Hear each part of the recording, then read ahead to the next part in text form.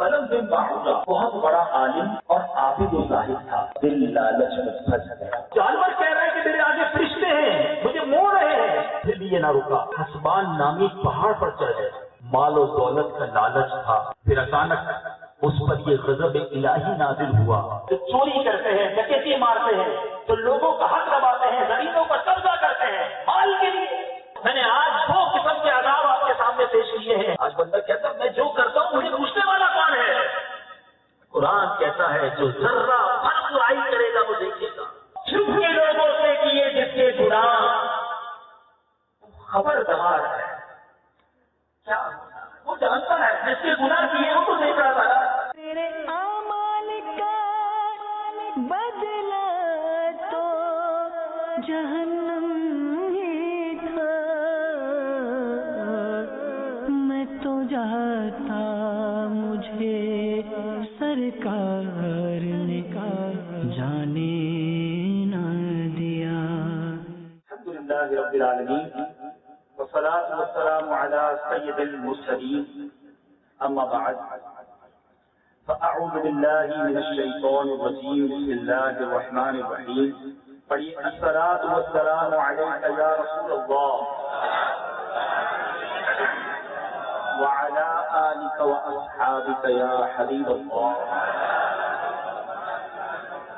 الصلاة والسلام علیک یا نبی اللہ وعلى آلك وأصحابك يا نور الله۔ نیچے پیارے پیارے بھائیوں اور مدنی چینل کے ناظرین، درود پاک پڑھنے کے بے شمار فضائل و برکات ہیں۔ محمد بن سعید رحمۃ اللہ تعالی فرماتے ہیں، القول البدی میں یہ روایت موجود ہے کہ میں نے سونے سے پہلے درود پاک کی ایک معین مقدار کو اپنے اوپر لازم کر رکھا تھا، یعنی ایک پرٹیکولر ایک خاص تعداد مقرر کی تھی جو پڑھ کر درود پاک سویا کرتا۔ ایک رات مقررہ تعداد تھی وہ پڑھ لی، اور پڑھنے کے بعد جب میں سویا تو مجھے نیند آئی۔ میں نے اپنے کمرے میں عالم خواب میں دیکھا کہ میرے آقا میرے کمرے میں تشریف لے آئے۔ شعر پڑھتے ہو نا، سنا ہے آپ ہر عاشق کے گھر تشریف لاتے، سنا ہے آپ ہر عاشق کے گھر تشریف لاتے، میرے گھر میں بھی ہو جائے چراغاں یاد۔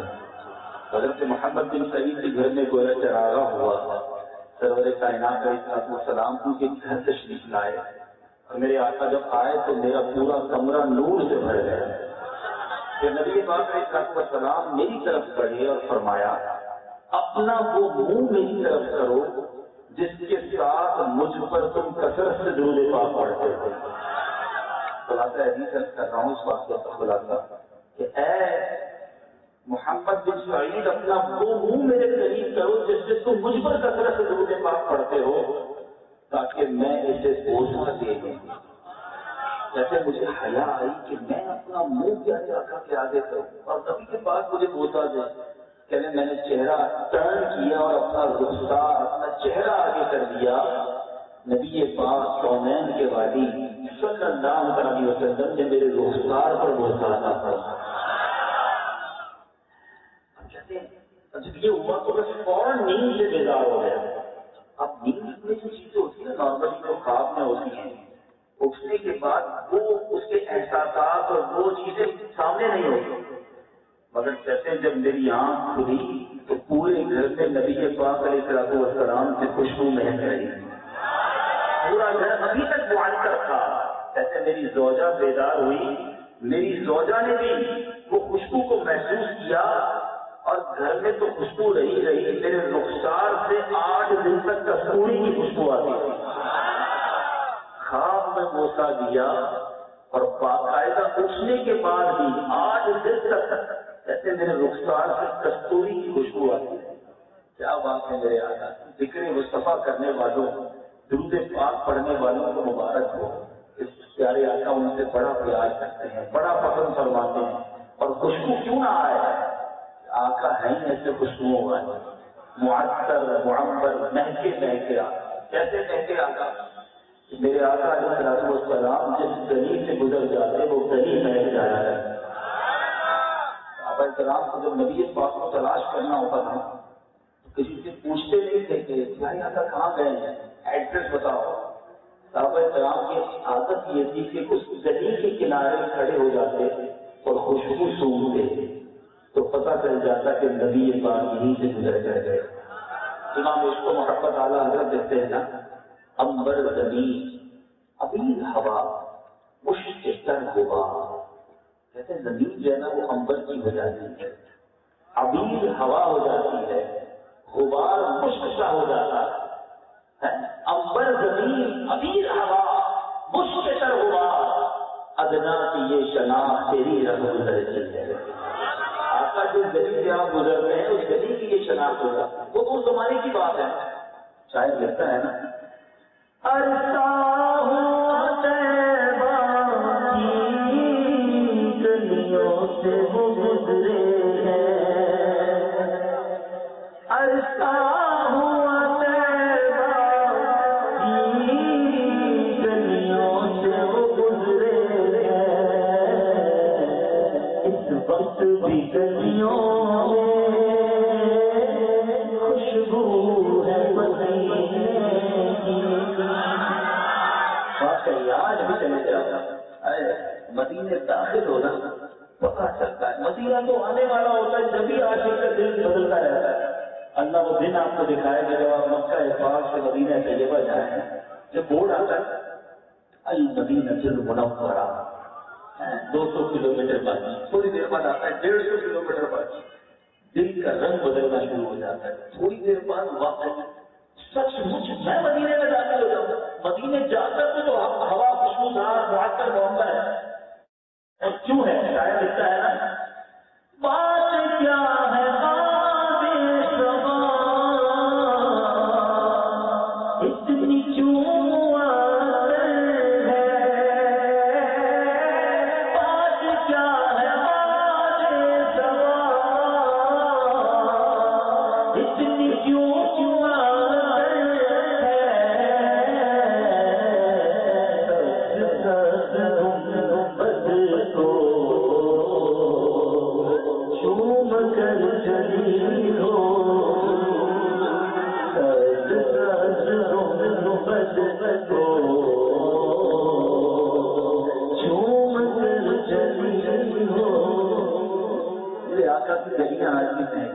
درود پڑھنے والوں پڑھتے رہنا، اللہ نے چاہا تمہاری قبریں بھی مہک جائیں گی انشاءاللہ. دنیا بھی مہکے گی، آخرت بھی مہکے گی. درود پاک کو اپنا معبود بنائیے اور مل کر محبت کے ساتھ درود پاک پڑھیے. صلو علی الحبیب صلی اللہ علیہ وسلم. نیچے کا اسلامی بھائیوں، میلاد مصطفیٰ کا مبارک اجتماع ہے اور میرے آقا علیہ السلام کی ذات وہ ہے جس کے بارے میں ہم کیا بیان کریں گے. نہ ہماری اوقات ہے، نہ ہمارے پاس الفاظ ہے. اللہ نے ایسے ایسے کمالات عطا فرمائے ہیں، کس شان کو بیان کیا جائے.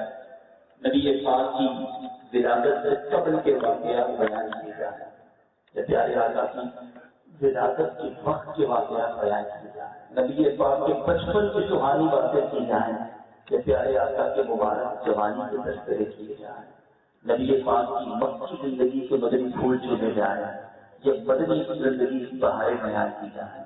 معجزات پر بات کریں تو عقل حیران ہو جاتی ہے کہ زمین پر کھڑے ہو کر چاند کے 2 ٹکڑے ہونے کا واقعہ بنایا جاتا ہے، یا دعا کر کے سورج کو پلٹانے والی بات کی جائے، انگلیوں سے پانی کے فوارے جاری کرنے والے آقا کی بات کی جائے، یا ابو قتادہ رضی اللہ عنہ کی مبارک آنکھ لعاب لگا کر واپس جوڑ دینے والے کی بات کی جائے.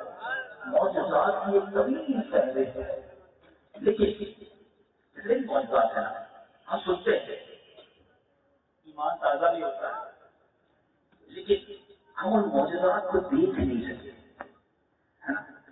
ایک معجزہ ہے جس کو آج بھی ہم دیکھ سکتے ہیں، محسوس کر سکتے ہیں. جی ہاں، وہ ہمارے درمیان موجود ہے. اور مزے کی بات یہ ہے وہ اعظم المعجزات میں سے the biggest miracle، سب سے بڑا جو معجزہ ہے یہ وہ معجزہ ہے، اور وہ کیا ہے؟ وہ ہے قرآن مجید کو لایا ہے۔ میلاد بنانے والوں یہ معجزہ ہمارے سامنے ہے، موجود ہے، مگر کتنا پڑھتے ہیں، کتنی برکتیں لیتے ہیں۔ پیارے آقا کو قرآن عطا ہوا، ہم گناہ گاروں کے لیے عطا ہوا، رہتی دنیا کے لیے عطا ہوا، مگر نبی پاک کی یاد میں محافل منعقد کرنے والوں، میلاد کے خوب نعرے لگانے والوں، بالکل فیصلے منعقد کیجیے، نعرے بھی لگائیے، مگر میرے آقا پر جو قرآن نازل ہوا اس کو ہم کتنی بار دل میں دیکھتے ہیں، اس کو کتنی بار پڑھتے ہیں؟ ہم میں سے بہت سے تو ایسے ہوں گے جنہیں قرآن پڑھنے نہیں آتا، یہ اچھی بات نہیں ہے۔ اور قرآن مجید پڑھے نا تو کیسے کیسے امیزنگ، کیسے کیسے انوکھے، کتنے عجیب و غریب اس کے واقعات ہیں، ہمارے لیے کیسی کیسی داستانیں ہیں، ہمارے لیے بہت سارے درس ہیں اس میں۔ آج کے مبارک اجتماع میں ایک قرآنی واقعہ بیان کرنا چاہتا ہوں۔ اس واقعے میں بڑی عبرت بھی ہے، بڑا درس بھی ہے۔ علماء اور مبلغین بیٹھے ہیں، ان کے لیے بھی درس ہے، اور جو عوام بیٹھے ہیں ان کے لیے بھی درس ہے، جو مدنی چینل کے ناظرین ہیں ان کے لیے بھی درس ہے۔ قرآن کو ویسے سب کے لیے مشورے آ رہا ہے۔ یہ واقعہ کیا تھا؟ بلد بن باعوذہ، یہ قرآنی واقعہ پیش کرنے جا رہا ہوں۔ یہ شخص اپنے دور کا بہت بڑا عالم اور عابد و زاہد تھا۔ کیسا عابد تھا؟ اس کو اسم اعظم کا بھی علم تھا۔ یہ اپنی جگہ بیٹھا ہوا اپنی روحانیت سے عرش اعظم کو دیکھ لیتا تھا۔ سنتے جائیے گا، اسٹیٹس کیا تھا، مرتبہ کیا تھا کہ زمین پر بیٹھتا عرش اعظم دیکھ لیتا۔ بہت ہی مستجاب الدعوات تھا، یعنی دعائیں مانگتا تو اس کی دعائیں جو ہے قبول ہو جایا کرتی۔ اس کے شاگردوں کی تعداد بہت زیادہ تھی۔ مشہور یہ ہے کہ اس کی درس گاہ میں، ذرا غور کیجیے گا اس کے طلبا کتنے تھے، اس کی درس گاہ میں طالب علموں کی جو دواتیں تھیں وہ 12,000 تھیں۔ دوات کہتے ہیں انک پاٹ کو، جو جس کو کیا کہیں گے سیاہی ان میں ڈالی جائے، پہلے دوات انک سے لکھی جاتی، پرانی پہلے آپ نے پتا نہیں بھرتے تھے اس میں، سیاہی جو ہے دواتیں، قلم دوات، وہ 12,000 دواتیں اس کی درسگاہ میں رکھی ہوئی، اتنے اسٹوڈنٹ اس کے پاس پڑھتے تھے۔ اب جب حضرت موسیٰ علیہ نبینا علیہ السلام نے قوم جبارین سے جہاد کرنے کے لیے بنی اسرائیل کے لشکر کو آپ لے کر چلے تو بلد بن باعوذہ کی جو قوم تھی اس کے پاس گھبرا کر آئی اور کہا کہ آپ حضرت موسیٰ علیہ السلام بہت ہی بڑا اور نہایت ہی طاقتور لشکر لے کر حملہ آور ہم پر ہونا چاہتے ہیں، اور وہی چاہتے ہیں کہ ہم لوگوں کو اپنی زمینوں سے نکال کر یہ زمین اپنی قوم بنی اسرائیل کو دے دیں۔ آپ کی دعائیں بڑی قبول ہوتی ہیں، آپ ایسا کریں اللہ کی بارگاہ میں بد دعا کر دیں کہ وہ شکست کھا کر واپس چلے، اللہ کے نبی کے لیے بد دعا کروانے آئے۔ اب کہا کہ آپ کو مستجاب الدعوات ہے، آپ کی دعائیں قبول ہوتی ہیں۔ یہ سن کر بلد بن باعوذہ جو ہے وہ کانپنے لگا، کہتے تمہارا برا ہو، خدا کی پناہ اللہ کے رسول کے خلاف میں دعا کروں، میں کس طرح بد دعا کر سکتا ہوں؟ لیکن اس قوم نے رو رو کر گڑ گڑا کر کس طرح اقرار کیا تو اس نے یہ کہہ دیا کہ اگر استخارہ کرنے کے بعد مجھے اجازت مل گئی تو میں بد دعا کر دوں گا۔ مگر استخارے میں جب اس کو بد دعا کی اجازت نہ ملی تو اس نے صاف صاف جواب دے دیا کہ لوگوں دیکھو، اگر میں نے بد دعا کر دی تو میری دنیا اور آخرت دونوں برباد ہو جائے گا، اللہ کے نبی بد دعا۔ اس کے بعد اس قوم نے کیا کیا؟ اب خریدنے کی کوشش، بڑے قیمتی تحائف، بڑے قیمتی سامان کو لے کر آئے اور ان کی خدمت سے پیش ہوا، کہا کہ حضور یہ لے لیجیے اور اب دعا کر دیجیے۔ اب دل لالچ میں پھنس گیا۔ مال جو ہے نا، میرے جتنے مبلغین دعوت اسلامی مجھے سن رہے ہیں، مدنی چینل پر جو ناظرین مجھے سن رہے ہیں، خاص طور پہ وہ لوگ جو دین کی خدمت کرتے ہیں، مال کے لالچ میں کبھی مت آنا۔ کبھی ایسا نہ ہو کہ جناب کسی کو شرعی مسئلہ بتانا ہے، جب یہ تو مفتیان کرام اور علماء کو مفتی کو سائل سے ایسا تحفہ لینا کہ جس کے ذریعے مفتی مسئلہ ہی بدل دے، وہ منع کیا گیا ہے۔ تو اب کوئی ایسی بات ہم سے بھی کبھی نہ ہو جائے. مداہنت یہ الگ چیپٹر ہے کہ کسی کی برائی کو دیکھ کر، کسی کے برے عمل کو دیکھ کر، اس کے منصب کی وجہ سے، اس کی دولت کی وجہ سے، اس کے مقام کی وجہ سے اس کو رعایت دے دینا، اس کی بری بات کو اس کو نہ بتانا، یہ مداہنت اور یہ بھی حرام جہنم میں لے جانے والا تھا. اب مال و دولت جب بلد بن باورا کے سامنے آیا تو اس کے اوپر لالچ کا بھوت سوار ہوا، اور اب اس نے کہا کہ چلو ٹھیک ہے میں کچھ کرتا. گدی ایک چیز جس کے اوپر وہ بیٹھ کر بد دعا کرنے کے لیے چل پڑا. راستے میں بار بار وہ جو جانور تھا وہ رک جاتا اور مڑ مڑ کر بھاگنے کی کوشش کرتا اس نے، لیکن جب یہ بڑھاتا رہا، اسے مارتا رہا، آخر اس گدھی کو اللہ نے قوت گویائی عطا کی. اس نے کہا افسوس اے بلد بن باورا تو کدھر جا رہا ہے؟ دیکھ میرے آگے فرشتے ہیں جو میرا راستہ روک رہے ہیں اور مجھے دھکیل رہے پیچھے کی طرف. اے بلعام تیرا برا ہو تو کیا اللہ کے نبی اور مومنین کی جماعت پر بد دعا کرے گا؟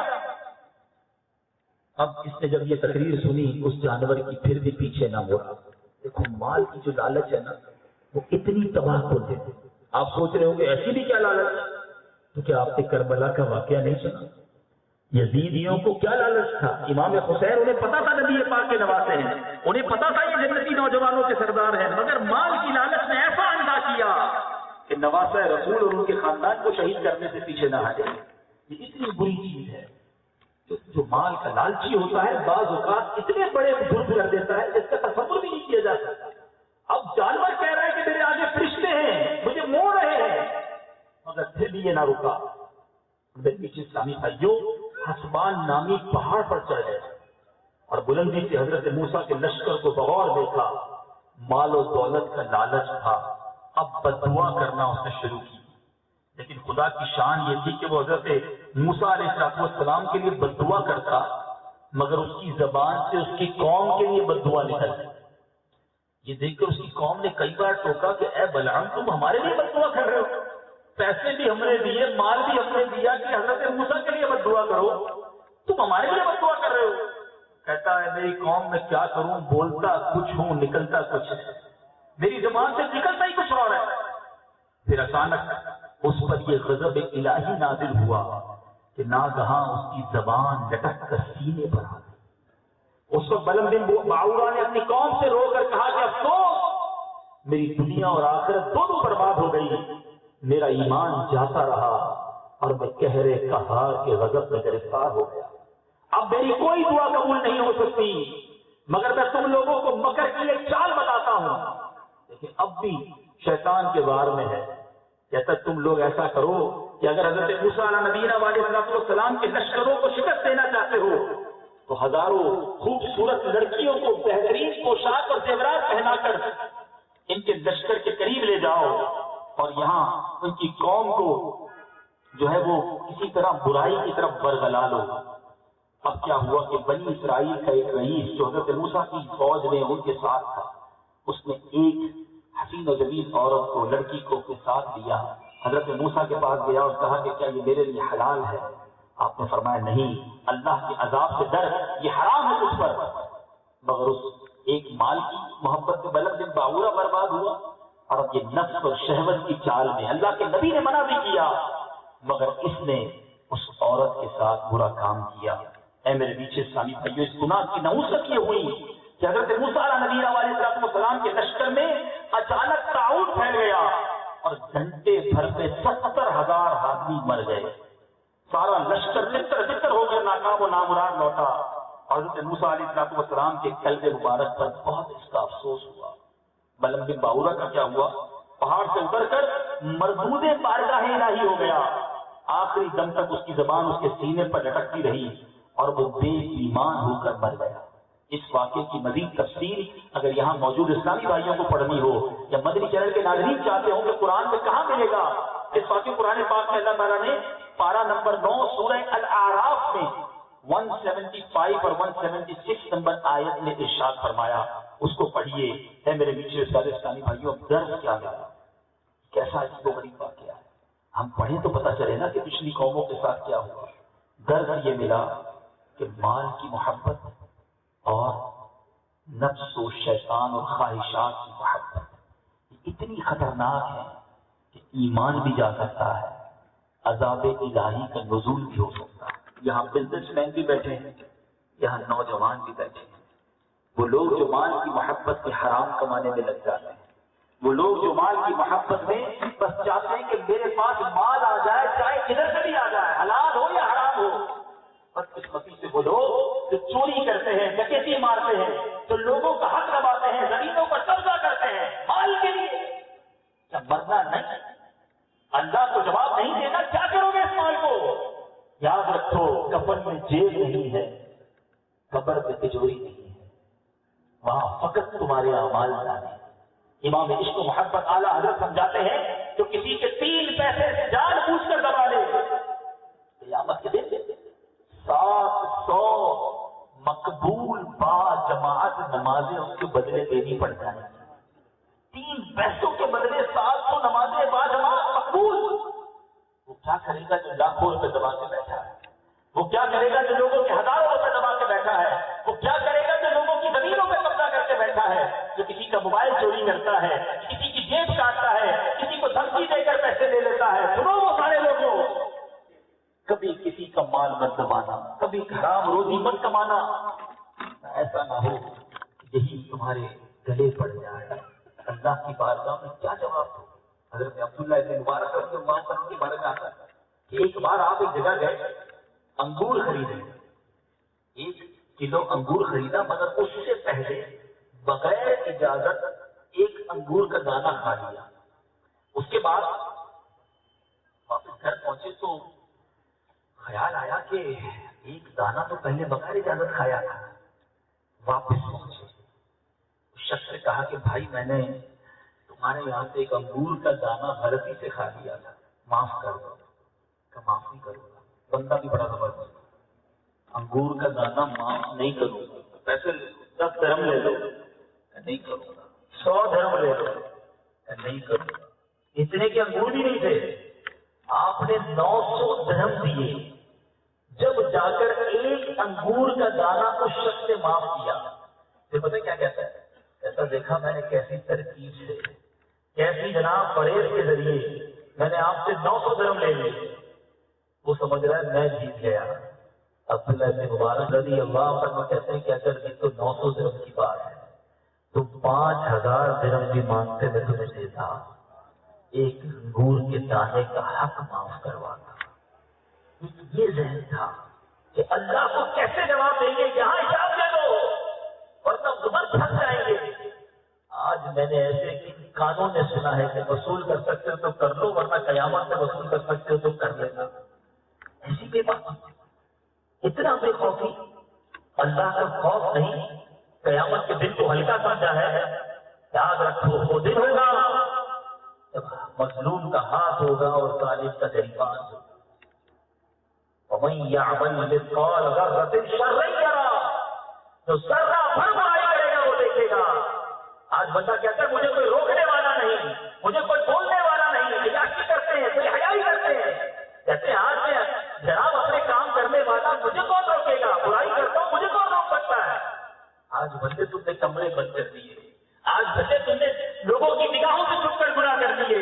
اے بے حیائی کرنے والوں، شرابیں پینے والوں، بدکاریاں کرنے والوں یا حرام کمانے والوں، سنو، میں نے آج 2 قسم کے عذاب آپ کے سامنے پیش کیے ہیں۔ ایک وہ شخص تھا جو زمین پر بیٹھ کر عرش اعظم کو دیکھ لیا کرتا، مگر اللہ کے نبی سے جنگ کی، اس نے مال کی محبت میں اندھا ہو کر ایسا ایک کام کیا کہ عرش اعظم کو دیکھنے والا مردود بارگاہ الہی ہوا، اس کا ایمان بھی جاتا رہا۔ اور ایک وہ شخص تھا جس نے بدکاری کی، اللہ کے نبی کی بات نہ مانی، اس کی پوری قوم تباہ کر دی گئی۔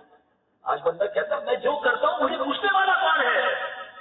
قرآن کہتا ہے جو ذرہ بھر برائی کرے گا وہ دیکھے گا۔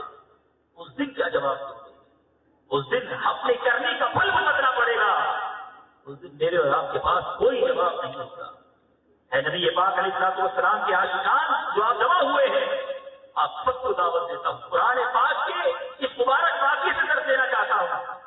توبہ کیجیے، ان عادتوں کو چھوڑ دیجیے۔ کبھی بھی نفس و شیطان کے پیچھے دیکھے گناہ ہے اسے بڑا ٹیسٹ ہوتا ہے، بڑی لذت ہوتی ہے، ہاں، لیکن یہی تو امتحان ہے۔ علم देखने वाला कहता है बड़ा मजा आता है, गाना सुनने वाला कहता है बड़ी इंजॉयमेंट है, आज अल्लाह शराब पीने वाले को भी लगता है शराब में बड़ी मजा है, बड़ा मजा है। बदकारी करने वाला, बेहयाई करने वाला, गंदे मनाजिर देखने वाला, बेहया औरतों से दोस्तियां करने वाला समझता है कि बड़ा मजा है इसमें।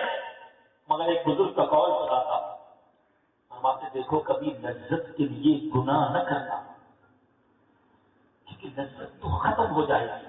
थोड़ी देर की है ना, 3 घंटे 2 घंटे फिल्म देखी, मजा आया, गाने सुन लिए, मजा आया, माँ गंदा शराब पहली पी ली, थोड़ी देर के लिए मजा आया, बेहयाई करनी थोड़ी देर का मजा आया।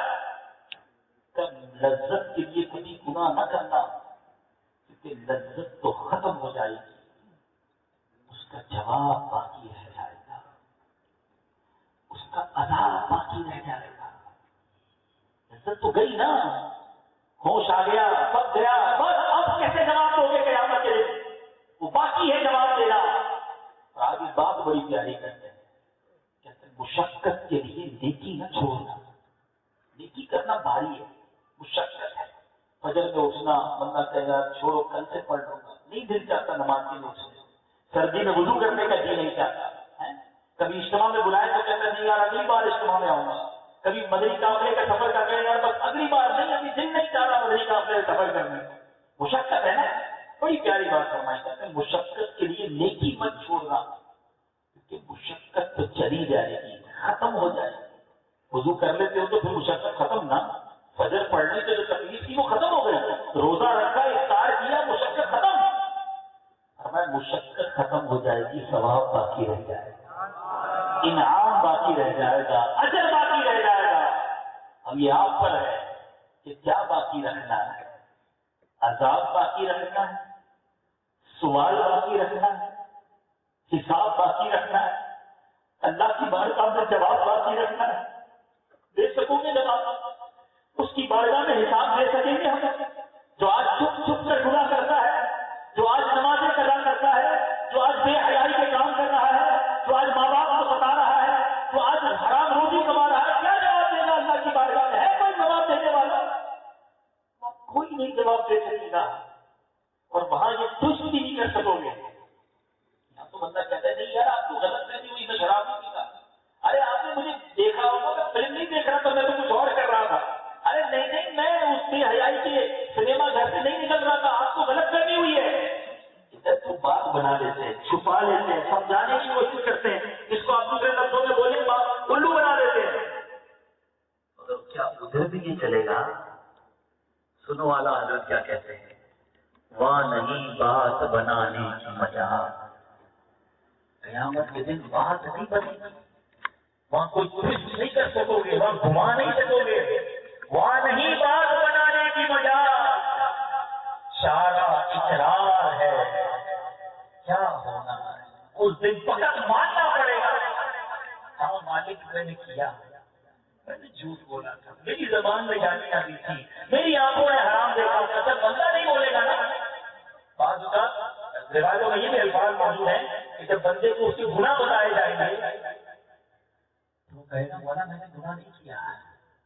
अल्लाह फरमाएगा हमारे पास गवाह है, वो दाएं बाएं देखेगा, गवाह तो कोई नहीं, जानता गवाह किधर है? कुरान कहता है अल-यौम नख्तिमु अला अफ़वाहिहिम, ऐसे पढ़ते हो ना, अल-यौम नख्तिमु अला अफ़वाहिहिम, उस दिन उनके मुंह पर मोहर लगा दी जाएगी, मुंह बंद हो जाएगा, व तुकल्लिमुना अयदीहिम, हाथ बोलेंगे, उसके पैर बोलेंगे हाँ मौला नहीं किया है। फिर क्या करेगा इंसान? कोई आर्ग्यूमेंट नहीं होगा, वहां नहीं बात बनाने की मजा, सारा इकरार है। क्या होना है? छुप के गुनाह करने वालों को छुप के लोगों से किए जिसके गुनाह, खबरदार है।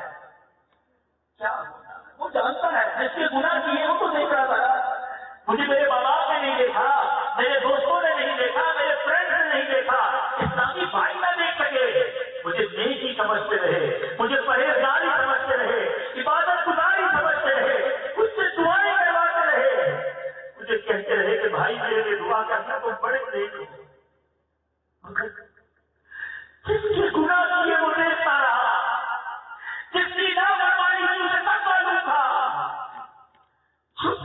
وہ دیکھیے جس کے گناہ وہ خبردار ہے، کیا ہونا اس سے کیا کرو گے؟ ان کو رحم آئے تو آئے ورنہ وہ کڑی مار ہے، کیا ہونا ہے؟ دل کو سب کا چاہتا ہے جنت میں جانے کا، کام کیسے کیے اعلیٰ حضرت بتا رہے ہیں، کام دھندا کے کیے اور ہمیں شوق گلزار ہے، کیا ہونا ہے؟ کہتے جنت میں جانا کا شوق تو ہے، کام تو سارے جہنم میں جانے کے لیے۔ اس دن تو دیدار ہوگا نا، نبی پاک کا سنو، آنکھوں سے گناہ کرنے والوں والا حضرت سمجھا رہے ہیں، کل تو دیدار کا دن اور یہاں آنکھ بیکار ہے، کیا ہو رہا ہے؟ کیا آنکھ کو گندی کر دی، فلمیں دیکھ کے ڈرامے دیکھ کے بے حیا عورتوں کو دیکھ کے، ارے آنکھوں سے نبی پاک کا دیدار کیسے کرو گے؟ کل تو دیدار کا دن اور یہاں آنکھ بیکار ہے، کیا ہونا ہے؟ گھر بھی جانا ہے مسافر کے نہیں، گھر نہیں ہمارا، گھر وہ ہے جہاں قیامت تک رہنا ہے، گھر بھی جانا ہے مسافر کے نہیں، مت پہ کیا مار ہے، کیا ہونا ہے؟ گزارا اس دن کے ذریعے اللہ کی نافرمانی نہ کیجیے، یہ بے نمازی والی زندگی، یہ بے حیائی والی زندگی اچھی ہے۔ ہمیں ہمارے سامنے جنازے اٹھتے ہیں، 20-21 سال کا نوجوان نعت پڑھتے پڑھتے دنیا سے چلا گیا، اللہ ایسی موت ہم سب کو عطا فرمائے۔ لیکن کتنی چھوٹی عمر سے ہماری پلاننگ کیا ہے؟ بوڑھا ہو کر مدد سے کر لوں گا، تھوڑی عمر بڑی ہو جائے پھر داڑھی رکھ لوں گا، ذرا ابھی تو جوانی کے دن مزے کرنے کے ہیں، پھر جناب خوب ایش کر لوں گا۔ آئے دن جوانوں کے جنازے دیکھتے ہیں، یہ خیال نہیں آتا کہ مجھے بھی آتا، جان کر کیا جواب دوں گا؟ بے نمازی سوچے، بے حیائی کرنے والا سوچے، خدا نہ میرے بھی دیکھتا بھی بھائیوں، میں آپ کو کچھ آپ کے دل کے دروازے پر دستک دے رہا ہے، کب تک آخر کب تک اللہ کی نافرمانی کریں گے؟ کب تک بے نمازی کی زندگی گزاریں گے؟ کب تک اپنے آپ کو یہ تسلی دیتے رہیں گے کہ بس تھوڑے دنوں کے بعد توبہ کر لوں گا؟ اور کہیں ایسا نہ ہو وہ دن آنے سے پہلے ہی ہم دنیا سے چلے جائیں، اپنے رب پر بھروسہ کرتے ہوئے، اس کی رحمت کو پکارتے ہوئے آج بڑے پیارے مبارک اجتماع میں ہم سب شریک ہیں، سچی توبہ کر لو، یہ نیت کرتے، میں بھی نیت کرتا ہوں، آپ بھی نیت کریں کہ بس آج کے بعد گناہ نہیں کروں گا، بہت گناہ کر بڑی بڑی خطائی کر دی، کیا کر دیا؟ کوئی عمل ہی نہیں دکھانے والا، ایک تو نیکی کی نہیں، اور نیکی کی تو دکھانے کے لیے کی، نیکی کرتے ہی یہ خیال آتا ہے کہ بس لوگ تعریف کرتے ہیں، کسی طرح پتہ چل جائے کہ میں نے عبادت کی، یہ کیوں دل میں خیال آتا ہے؟ نفس بدکار نے دل پر یہ قیامت توڑی، نفس بدکار نے دل پر یہ قیامت توڑی، عمل نیک کیا بھی چھپانے نہ دیا، نیکی کر کے چھپتی نہیں ہے، گناہ کر کے شرم آتی نہیں ہے، کیسے نہیں؟ اللہ تعالیٰ نعمتیں دیتا ہے، اسی کی ناشکری کرنے لگ جاتے ہیں، اسی کی نافرمانی میں اضافہ کر دیتے ہیں، بڑے عجیب لوگ ہیں۔ دنیا میں کوئی تحفہ دے ہم چاہتے ناراض نہ ہو، شکریہ ادا کرتے ہیں، اور اللہ نعمت دیتا ہے اسی کی نافرمانی کرنے میں لگ جاتے ہیں، جس کے پیسے بڑھتے جاتے ہیں اس کی عیاشیاں بڑھتی جاتی ہیں، جس کی نعمتیں بڑھتی جاتی ہیں ایسا لگتا ہے وہ اللہ کا نافرمان بنتا جاتا ہے۔ ہونا یہ چاہیے تھا، ادھر میرا رب نعمت عطا کرتا، ادھر میرے سجدے بڑھ جاتے، ادھر وہ عطائیں کرتا، ادھر میں عبادتیں کرتا، ادھر وہ مجھے نوازتا، ادھر میں اس کی بارگاہ میں سجدہ کرتا، اگر ادھر بچے کی شادی ہوتی ہے ادھر میری عیاشیاں شروع ہو جاتی ہیں۔ اللہ بچے کی شادی کی خوشی دیتا ہے اور میں اللہ ہی کو ناراض کرنے والے کام اسی بچے کی شادی میں کرنے لگتا ہے۔ اللہ مال کی دولت دیتا ہے اور بندہ مالدار ہوتے ہی اللہ کی نافرمانی کرنا شروع کرتا ہے۔ اللہ صحت دیتا ہے بندہ صحت مند ہو کر دوسروں پر روک جما کر تکبر کر کے اور اسی صحت کو اسی طاقت کو برائی کا کام میں فرض کرنے میں مصروف ہو جاتا ہے تو کیسی زندگی گزار جاتا ہے. اور یوم ایک دن ہر شخص کو اپنی نعمت کے بارے میں جواب ہر نعمت کا جواب دینا ہو. آؤ میرے پیچھے بتا دی بھائی آج اجتماع میں آئے اب بدل کر جانا ہے. میں جیسا آیا ایسا نہیں ہو سکتا. جتنے میرے بھائی یہاں ہم ایسے نہیں جائیں گے جیسے آئے. گناہگار آئے, خطاکار آئے, ریاکار آئے, بدکار آئے, بیکار آئے, مگر کار ساز کے در پر آئے. وہ چاہے تو میں اچھا ہو سکتا بس ہمیں ایک بار سچی نیت کرتے اور کوئی توبہ کرتے. اللہ کی رحمت جو ہے وہ بندے کی طرف دوڑ کر آتی ہے اگر بندہ آگے بڑھتا ہے. آج میں نے اور آپ نے اپنے رب کی رحمت کو پکارنا ہے. اس کی بارگاہ میں سچی توبہ کرتے. جتنے سال بھائی یہاں موجود ہیں آؤ آج ایک نیت کرتے ہیں کہ آج کے بعد میری کوئی نماز قضا نہیں ہوگی. ایسے میرے بیچ ایسا نعرہ لگاؤ کہ شیطان یہاں سے دور بھاگ جائے. آج کے بعد میری کوئی نماز قضا نہیں ہوگی. فلمیں ڈرامے نہیں دیکھیں گے, گانے بازے نہیں سنیں گے, بے حیائی کے کام کے قریب بھی نہیں جائیں گے. یہ جو مال کیسا دل کھلاتی ہے. میں آپ کو دل خراش واقعہ سنانا چاہتا ہوں اپنے بیان کو اختتام سے پہلے. یہ اتنی بری چیز ہے. آج ایک دوڑ لگی ہوئی ہے. اللہ کرے کہ میری گفتگو سے میرے کچھ نوجوان رک جائیں اور اللہ پر بھروسہ کرنے والے بن جائیں. ایک دوڑ لگی ہوئی ہے کہ بس یورپ جانا ہے, یو کے جانا ہے, امریکہ جانا ہے, پاکستان سے باہر جانا ہے. اور ایسا لگتا ہے ہماری قوم یہ سمجھی ہوئی ہے کہ وہاں درختوں پر پیسے لگے ہوئے ہیں, جاتے ہی پیسے ملنا شروع ہو جائیں. میں دعوت اسلامی کے مدنی ماحول کی برکت سے تقریباً ساری دنیا دیکھ چکا ہوں اور میں آپ کو ہاتھ جوڑ کر کہتا ہوں میرے تجربے سے فائدہ اٹھا لیں, میری بات پر یقین کریں. میں نے یورپ میں لوگوں کو خودکشی کرتے ہوئے سنا ہے. یورپ کے اندر گریس یونان جانے کی لائن لگی ہوئی ہے. یہ ایجنٹ 10-15 لاکھ روپے لے لیتے ہیں ہمارے نوجوانوں سے. گھر بیچ کر, گھر لے کر, زیور بیچ کر جا رہے ہیں اور وہاں بے روزگار پڑے ہیں اور پھر واپس بھی نہیں آتے کہ ماں باپ کو وہ کیا دکھائیں گے اور خودکشیاں کر رہے ہیں. لوگ سمجھتے پیسے برباد ہو گئی لوگوں کی زندگیاں. نہ جاؤ, یہاں کی آدھی روٹی اچھی ہے جو تمہارے وطن میں, وہاں کی پوری روٹی کے چکر میں کہیں ایمان نہ بیچ جائے. میں نے اپنی آنکھوں سے دیکھا ہے. ہم جب بیان کر کے کسی میں ایک جگہ فارغ ہوئے, ایک شخص آپ کے آنسوؤں سے رو رہا تھا. لوگوں نے بڑی قیمت پے کی ہے, بڑی قیمت ادا کی ہے. یورپ بس کر, امریکہ میں بس کر, ویسٹرن کلچر میں جاتا ہے. کیا رو کے کہتا پتا ہے, کہتے میں روز مرتا ہوں. بلا کر کہہ رہا ہوں میں روز مرتا ہوں اور روز جیتا ہوں. یہ سامنے گھر ہے, میرا گھر ہے, میری 2 بیٹیاں ہیں اور دونوں بیٹے غیر مسلم مردوں کے ساتھ میرے گھر میں رہتے ہیں اور میں نے کچھ کہہ بھی نہیں سکتا کیونکہ یہاں کا قانون اس بات کی اجازت نہیں دیتا کہ 18 سال سے بچہ اوپر بڑا ہو جائے تو اس کو روکو یا ٹوکو. اس لیے جانا تھا. اچھا ایک اور واقعہ سنو. پاکستان کا ایک مرد کراچی کا رہنے والا, باب المدینہ کراچی, آج سے کچھ سالوں پہلے جرمنی گیا. اس کی عمر 35 سال تھی, 35 ایئرس. وہاں گیا اور جانے کے بعد اپنے سے 20-25 سال بڑی عمر کی عیسائی خاتون سے شادی کر لی. مسلمان بھی نہیں کیا. لوگوں نے کہا یہ کیا کر رہے ہو, خیر حرام طریقے سے تم ان کے ساتھ رہ رہے ہو. تو کیا کہتا ہے, کہتا ہے یہ بوڑھی ہو گئی ہے, اس سے شادی کرنے کی وجہ سے میرا پاسپورٹ بھی بن جائے گا, کچھ سالوں بعد مر جائے گی تو اس کی جائیداد بھی مجھے مل جائے گی. یہ ہے مال کی محبت, یہ ہے دنیا کی محبت جو حرام حلال تمام چیزوں کی تمیز اٹھا دے. آگے سنیے کیا ہوا. 20 سال گزر گئے, وہ 35 سال والا 55 سال کا ہو گیا اور وہ 55 سال والی 70-80 سال کی ہو گئی. وہ تو نہ مری, اس سے پہلے 55 سال کا ہمارا مسلمان بھائی مر گیا.